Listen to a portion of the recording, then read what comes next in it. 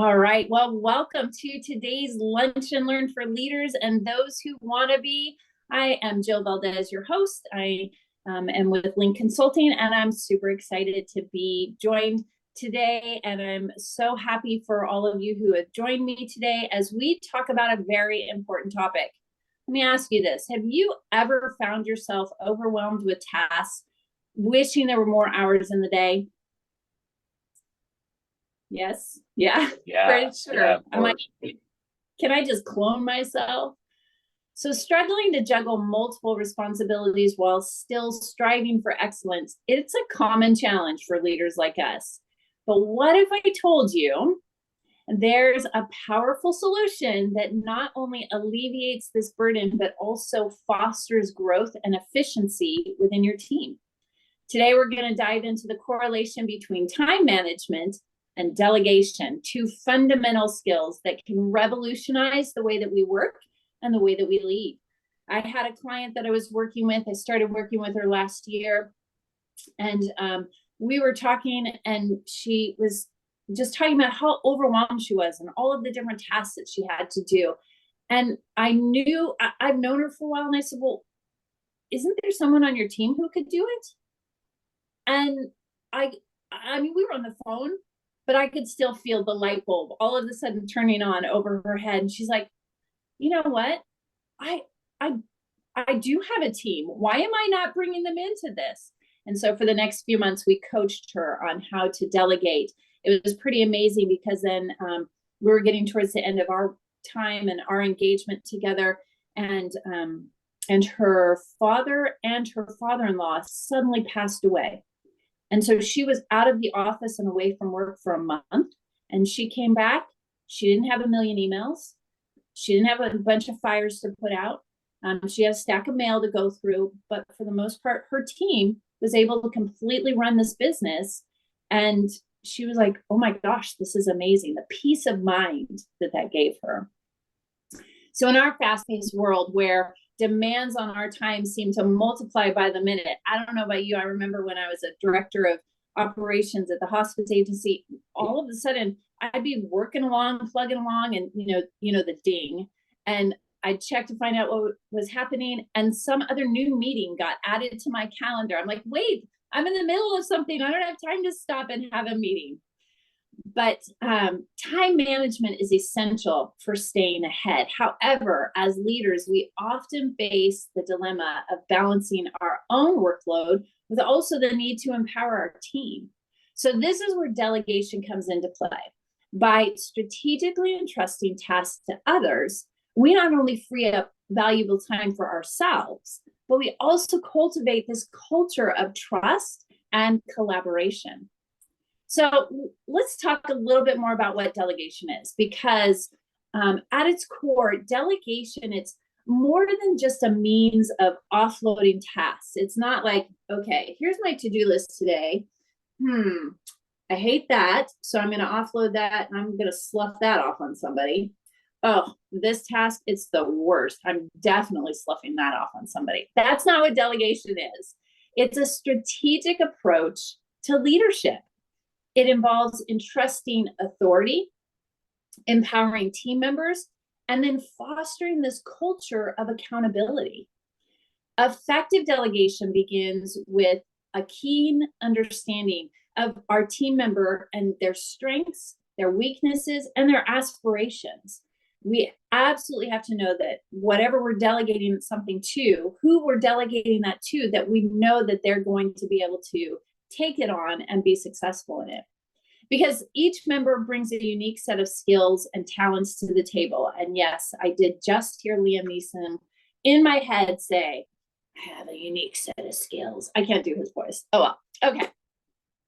So everybody has a unique set of skills. And as leaders, it's our responsibility to leverage these strengths effectively by aligning tasks with individuals who possess the skills or the competencies and the interests. We not only increase the likelihood of success, but we also provide opportunities for personal and professional growth. Anybody who's hung out with me long enough knows that I talk so much about people who get promoted because they were really good at their job, and then They're expected to be able to teach other people. But there's not been this development along the way to get them ready for that. Well, that's delegation, is getting them ready, investing in them, in their likes, and the things that they aspire to, and their competencies, and being able to set them up for success.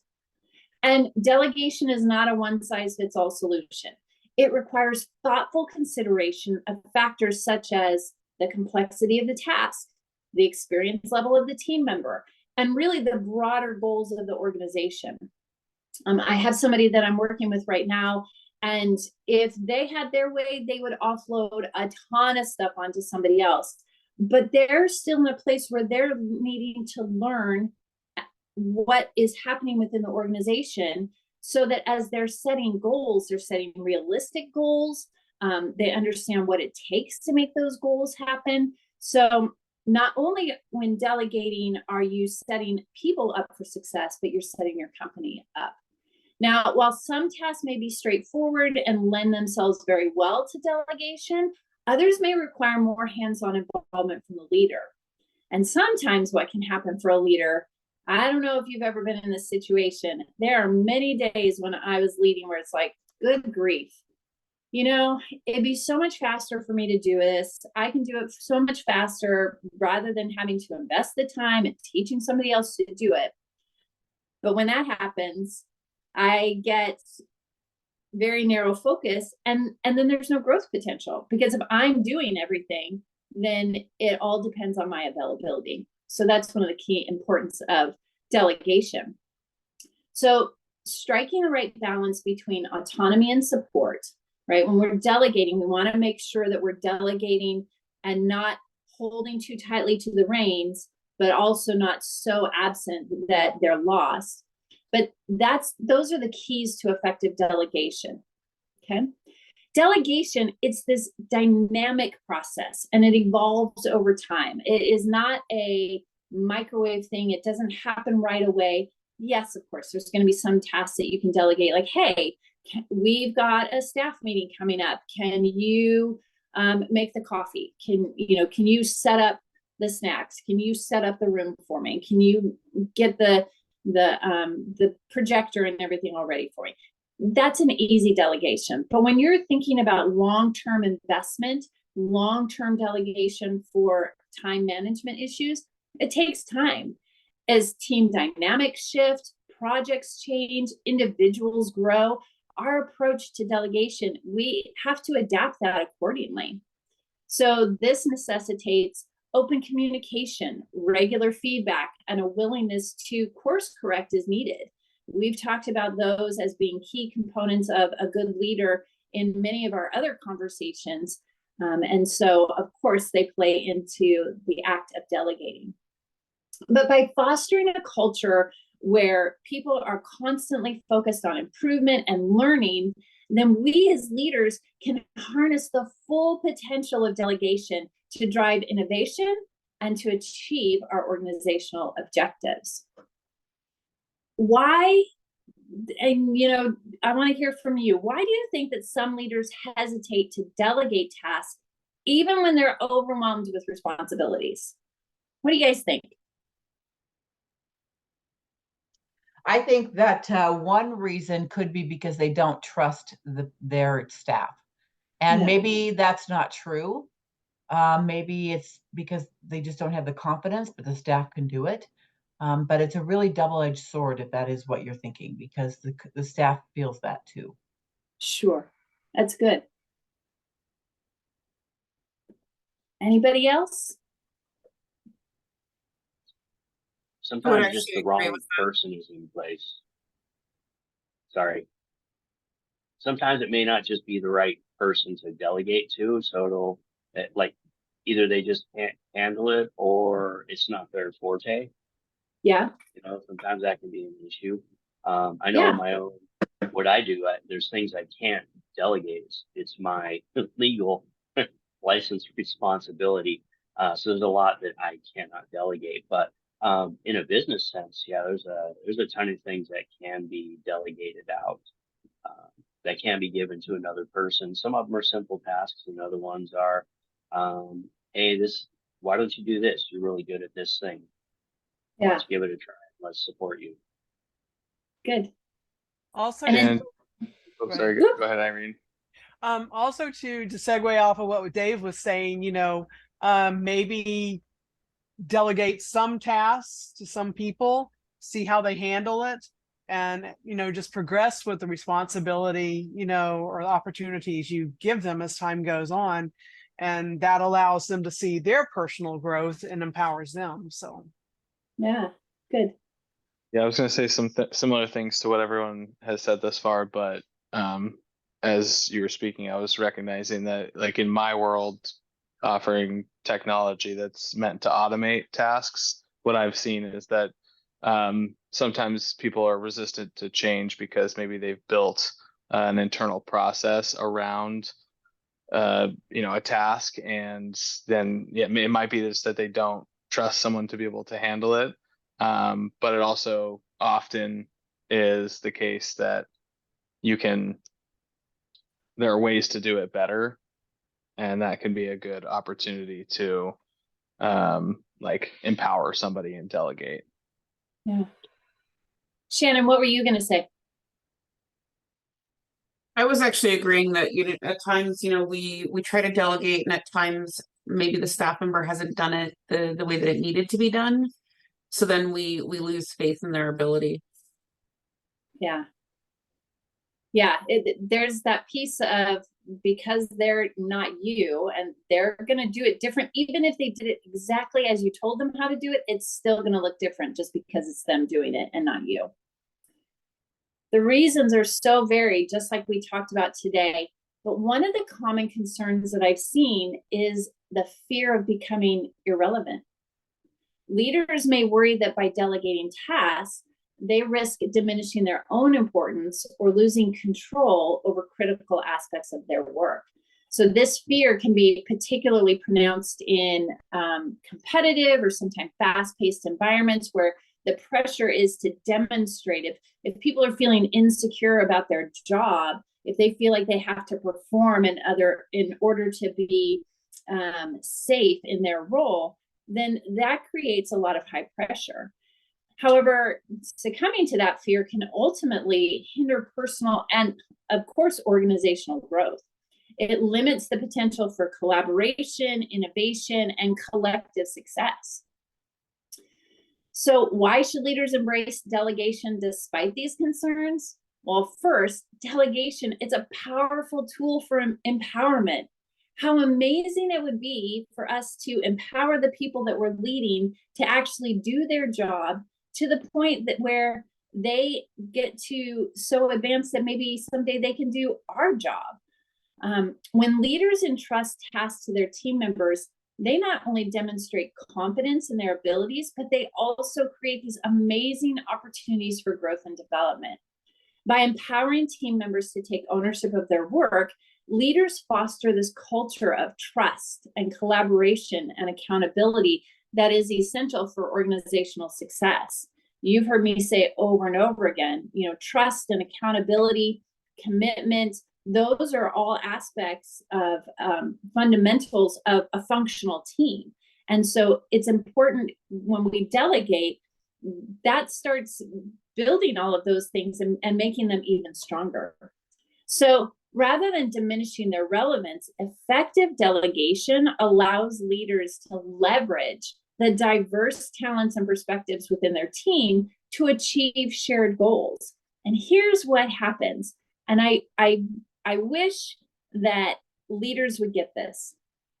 If you're the leader and here's your team, and your team is doing amazing things and they're growing and they're growing and they're growing and they're rising and they're rising and they're rising, look at what happens. As they rise, you rise. And I know that some leaders struggle with that. I struggled with that. When I first became a leader, somebody had said, oh, you should be working your way out of a job. I'm like, no, I should not. I should keep my job. I should be amazing at my job. And I don't ever want to be replaceable. But that's what a good leader does. And that happens through delegation. So second, and it's part of what we even opened this conversation with, delegation is essential for effective time management.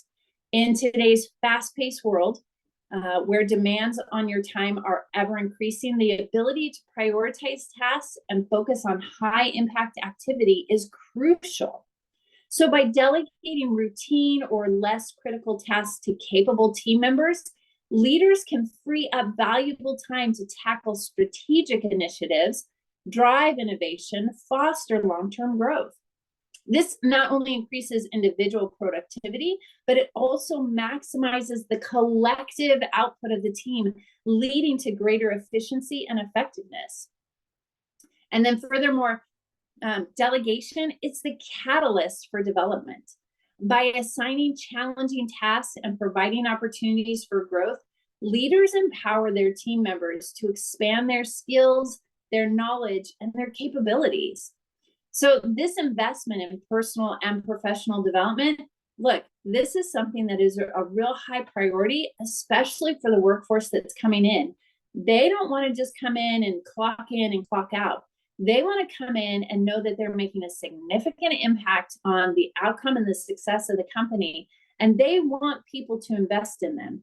They don't want people micromanaging them, but they want people to invest in them. When you spend time helping people grow, they're going to come in, they're going to be more excited, they're going to be more engaged in the work that they're doing, and you're going to get this amazing return on investment, really.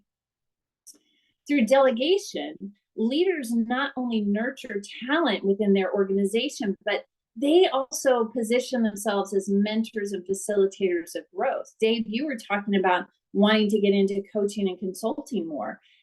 When you look back at your experiences in delegating things to people, that's the fundamental foundation of what really coaching and consulting is. So as you think back on how you've done that, then it becomes duplicatable to other people, and you can teach other leaders how to do that.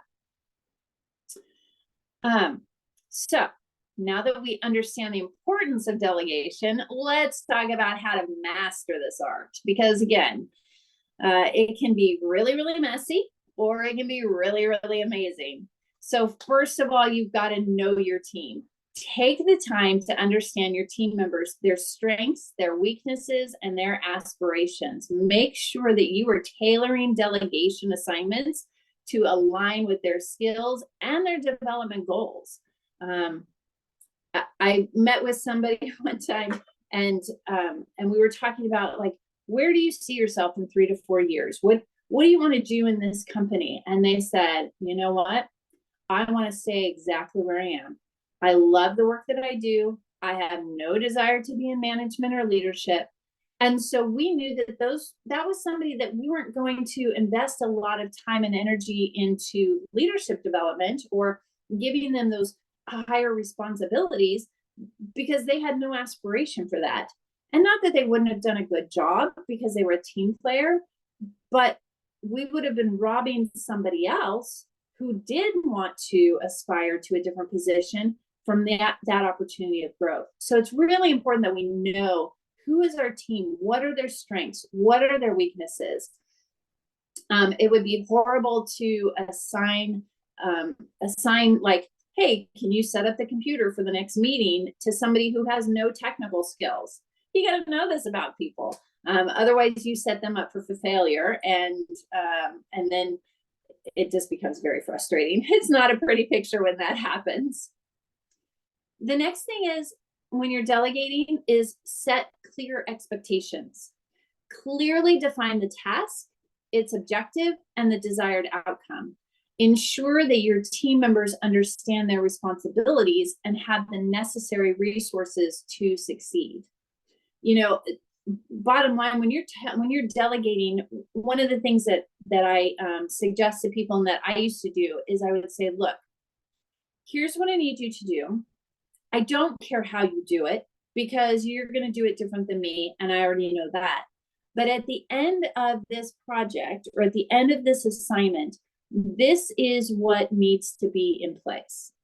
So that if I paint that clear picture for them of what it's supposed to look like in the end, and what the expectations are, like, you know, if you've got somebody that if it's a task where they're going out and maybe they're going shopping, or maybe there's something involved in money, let them know what are the limits. And so when you get that all in place, again, you're setting them up for success, and then you're giving them the freedom to not only figure it out on their own and to grow, but also to put their own touch on it and to take ownership of it.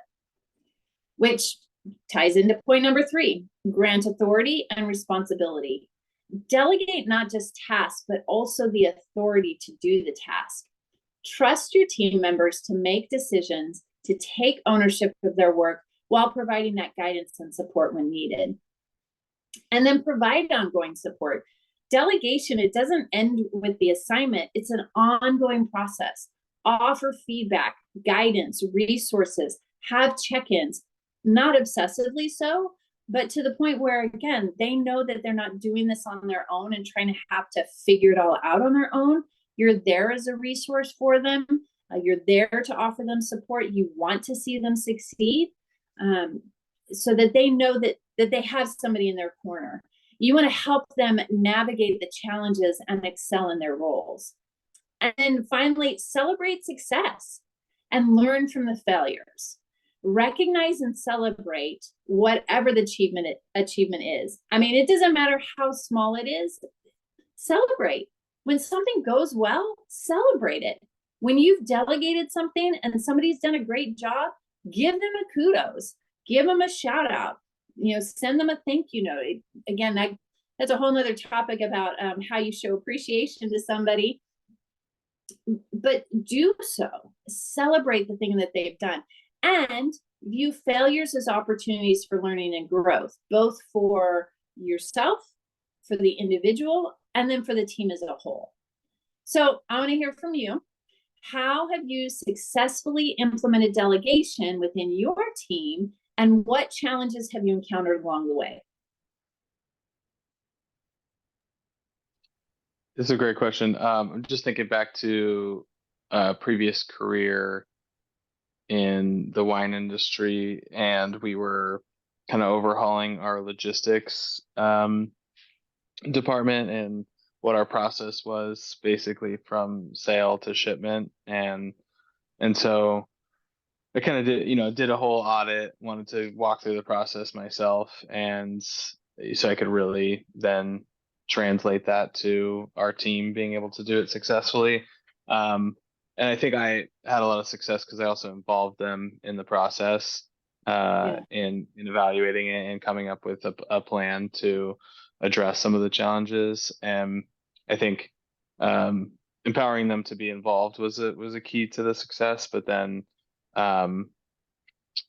the other piece was, I think, just doing the work myself and knowing where the sticky points were, because you've gone through the process. And then, we saved ourselves a ton of time in the end and offered a better customer experience. Yeah. Good. And what was the second part of the question? Sorry. What challenges have you encountered along the way? Yeah, I think, even just involving people is a challenge in and of itself. Yeah. And in a good way, because it's challenging your own, notions of what's right and what's wrong, and like getting more voices in the room is important. But sometimes, I don't know, if you feel like you have the better idea, there's the challenge of making sure that everyone is on board when they might have a different idea themselves. Yeah. And actually going with the better idea, even if it's not your own. Yes. That takes a big leader to do that. Anybody else? How have you successfully implemented delegation with your team? Go ahead, Dave. Okay, so some of my other jobs, I've had a couple of really good people who I knew could do a good job. I observed them for quite a while, and a certain thing. And honestly, in my career, there's only so much I can really delegate out, and encourage that person to grow. But I've always encouraged them to grow. So I did give this person, the opportunity to start helping me out with some of our staff meetings, because there was a lot of complex stuff that was in there. And so I was like, hey, let's do this. Here's the basic bullet points, and just give me some background on things I can talk about, whatever to do. And so we started doing that. And after about 6 months, it worked really well. I could just say, hey, I think we need to hit these points for our next meeting. And, you know, what do you want to do? Do you want to do like, you know, streamers and confetti or whatever? And so it became like a really good teamwork situation. It ended up being pretty successful in our working relationship. And I was able to empower her to do that. And then on the side, I also encouraged her to do some self leadership kind of management of her own, you know, learning and that kind of stuff. And then she ended up going on to school to become a nurse as well. And I was like, hey, you got to make sure you learn these things about communication and all that stuff. And after about a year, she really thanked me for that. She was like, wow, I'm not scared to get up in front of people and whatever else it was. Some challenges have been abundant. I can almost think of so many, but in my role of dealing with unlicensed people, I have to be really specific about what I give them to do. But empowering them is to say, hey, listen, you have a brain, even though you can't assess, you know, you can just basically evaluate. It's in your power to know that time when you have to do something like contact me or contact the doctor, whatever it is, and follow our policies. However you're going to do that, do it, but make sure that we're following the process. You can do it your own way. And there's just been failure after failures, like constant education. Sometimes there's a language barrier. Sometimes there's an educational barrier. Sometimes there's just I'm here for my paycheck. Other times it's an overworked situation. I mean, I work in assisted living, memory care, and so it's a pretty demanding industry. So I know there's been a lot of good and there's been a lot of challenges, and so trying to follow up with that and support and empower, so that they know that, you know, you're heard, you're understood. Let's work on your strengths, and if there's things we have to do, let's work as a team member. So maybe someone else can help you do these things. For sure. I don't know if that answers your question, but yeah, thanks for sharing that. Yeah. Anybody else? Well, I'll just mention that I always had to look at myself, because I mean, I always try to educate and train so that people can continue to grow in the position that they're in. But I also found that maybe I'm not the best educator or trainer. And so I've really had to look at myself and figure out how to do that in a better way that's more efficient. So I have found that I am not really that great at it, but I want to, but I'm not good at it. So that's okay. I mean, if you recognize it, then you can do something about it. So yeah. Absolutely. Yeah.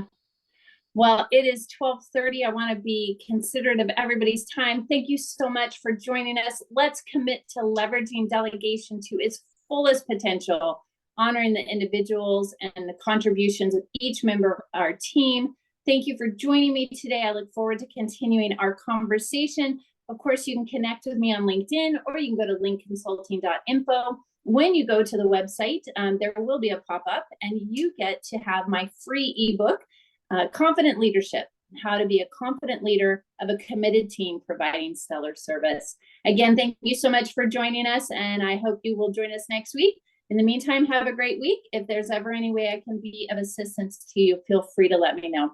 Take care. Bye, everybody.